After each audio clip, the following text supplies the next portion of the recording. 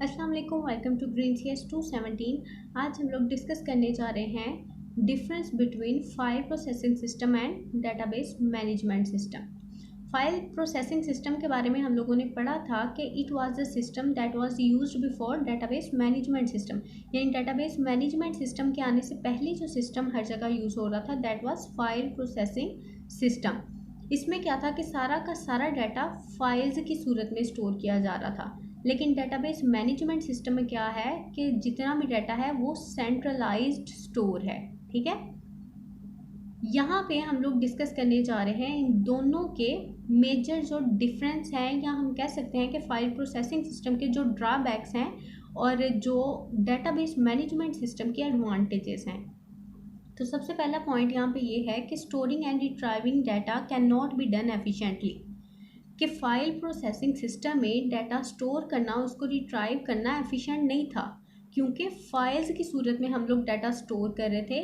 तो जब भी हमें डाटा स्टोर करना होता था या किसी पर्टिकुलर एंटिटी से रिलेटेड डाटा रिट्राइव करना होता था तो वो एफिशिएंट नहीं था। एफिशिएंट क्यों नहीं था? क्योंकि फाइल्स में से जब डाटा कलेक्ट करना है तो उस पर बहुत ज़्यादा हमारा टाइम वेस्ट होता था। लेकिन database management system is efficient to use as there are different methods to retrieve data. इसमें क्या है कि ये क्यूरी बेस्ड सिस्टम है। इसमें हम लोग फिल्टर्स के थ्रू डाटा, जो डाटा हमें चाहिए उसको एक सेकंड में हम लोग रिट्राइव कर लेते हैं, लेकिन फाइल प्रोसेसिंग सिस्टम में ऐसा नहीं था। उसके बाद दूसरा यहाँ पे पॉइंट है कि file processing system doesn't offer recovery process. अब जो डाटा फाइल्स में स्टोर है, हो सकता है हमारी फाइल किसी वजह से डैमेज हो जाए, हमारी कोई फाइल जल जाए या बारिश वगैरह की वजह से अगर फाइल डैमेज हो जाए तो उसकी कोई रिकवरी नहीं है। लेकिन डेटाबेस मैनेजमेंट सिस्टम में हम देखें तो उसमें डेली बेसिस पे बैकअप रिकवरी होती है। There is a backup recovery for data in database management system. तो ये फाइल प्रोसेसिंग सिस्टम का एक बड़ा ड्रॉबैक था कि अगर डाटा आपका डैमेज हो जाता है तो उसकी कोई रिकवरी नहीं है, कोई उसका रिकवरी प्रोसेस नहीं है। उसके बाद अगला पॉइंट हमारे पास है कि security in file system is very difficult, लेकिन database management system offer a strong security mechanism. हमने पहले भी डिस्कस किया था कि फाइल प्रोसेसिंग सिस्टम में क्या था कि सारा का सारा डाटा जो है किसी पर्टिकुलर एंटिटी से रिलेटेड उसकी फाइल में स्टोर है। अब जिस भी बंदे के पास वो फाइल है उसके पास मुकम्मल अथॉरिटी है उस डाटा को असेस करने की। तो यहाँ पे सिक्योरिटी का निज़ाम क्या है? ख़त्म है। लेकिन डेटाबेस मैनेजमेंट सिस्टम में क्या है कि ये कंप्यूटराइज्ड सिस्टम है, तो हम अपनी मर्ज़ी से जिस बंदे को जितनी अथॉरिटी या जितनी एक्सेस देना चाहें हम दे सकते हैं। तो इसमें एक प्रॉपर स्ट्रॉन्ग सिक्योरिटी मैकेनिज्म इस्तेमाल होता है। उसके बाद अगला पॉइंट है कि redundancy of data is greater. Redundancy हमने पहले भी डिस्कस किया था, is the duplication of data.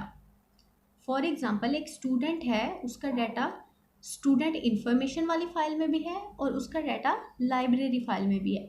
अब कल को वो स्टूडेंट किसी और जगह शिफ्ट हो जाता है, वो किसी और जगह रहने के लिए चले जाते हैं, तो उसका जो है एड्रेस चेंज हो गया।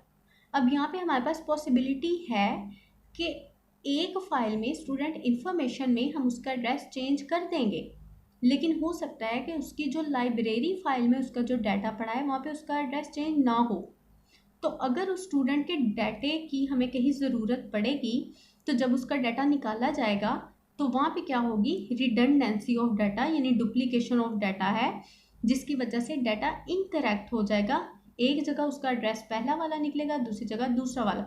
तो यहाँ पे फिर ये चीज़ डिटर्मिन करना कि अब उसका कौन सा एड्रेस है, क्या हिसाब किताब है, वो चीज़ मुश्किल हो जाती है। और यहाँ पे क्या है? Redundancy of data is very low, क्योंकि इसमें बाकायदा कंसिस्टेंसी कॉन्स्ट्रेंट्स इस्तेमाल होते हैं जो डुप्लीकेशन को इरेडिकेट करते हैं। उसके बाद अगला पॉइंट है कि डाटा इनकन्सिस्टेंसी इज़ हायर। ज़ाहिर बात है अगर डुप्लीकेशन ऑफ डाटा होगी तो साथ ही कंसिस्टेंसी ऑफ डाटा भी बढ़ेगी। लेकिन यहाँ पे क्या है, जब रिडंडेंसी ही नहीं हो रही तो डाटा इनकरेक्ट भी नहीं होगा। उसके बाद अगला पॉइंट है कि no centralisation of data is provided. जिस बंदे का जो डाटा एक फाइल में है वो उसी फाइल में रहेगा, दूसरे बंदे का डाटा दूसरी फाइल में है, तीसरे बंदे का तीसरी फाइल में है। इसमें कोई भी सेंट्रलाइज्ड सिस्टम नहीं है, ठीक है। हमें किसी भी बंदे का डाटा चाहिए, हमें उस बंदे तक जाना है, उसकी फाइल लेनी है और फिर हम उसका वो डाटा असेस करेंगे। लेकिन डेटाबेस मैनेजमेंट सिस्टम में क्या था कि data is centralised in database management system, यानी एक सेंट्रलाइज्ड जगह है जहाँ पे सारा का सारा डाटा स्टोर है।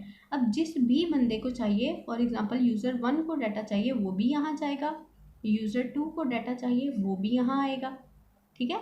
एक सेंट्रलाइज्ड डाटा स्टोरेज है यहाँ पे हमारे पास। उसके बाद डेटाबेस मैनेजमेंट सिस्टम का जो लास्ट पॉइंट है दैट इज कि it doesn't provide query processing, लेकिन database management system provide query processing to get required data. अब क्यूरी प्रोसेसिंग क्या है? Query is basically called as a question, ठीक है। क्यूरी हम क्वेश्चन को भी कह सकते हैं, यानी हम जो डाटा लेना चाह रहे हैं, जो हमारी क्यूरी है, जो हमारा क्वेश्चन है, उसको प्रोसेस करने के लिए यहाँ पे कोई मेथड नहीं है। हमें जो डाटा चाहिए, हमें प्रॉपरली एक फ़ाइल को ओपन करना है, उसमें से वो डाटा सारा ढूंढना है और फिर हम उस डाटा को असेस करेंगे। लेकिन डेटाबेस मैनेजमेंट सिस्टम में क्या है कि जितना भी ज़्यादा डाटा है हम उस पर सिंपली एक फ़िल्टर लगाएंगे और अपने डाटे को असेस कर लेंगे। तो ये हमारे पास मेन डिफरेंसेस हैं, या हम कह सकते हैं कि drawbacks of file processing system या advantages of database management system.